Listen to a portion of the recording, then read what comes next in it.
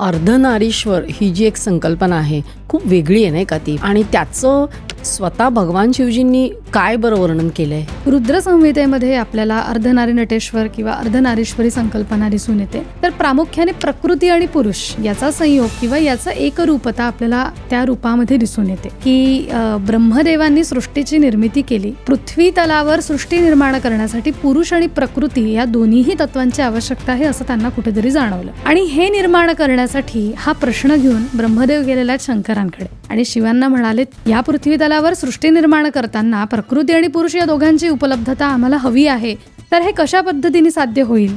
त्यावेळेला शंकरांनी असं म्हटलं की माझ्या अर्धांगातनं मी प्रकृतीला जन्माला घालतो किंवा तिची उत्पत्ती करेल आणि त्याच्यानंतर आम्हीच या जगाचे पालक होऊ. तर अशा पद्धतीने शंकरांनी स्वतः अर्ध पुरुष प्रकृती अशाचा संयोग करून मग या सृष्टीवर आपल्याला निर्मिती झालेली दिसून येते.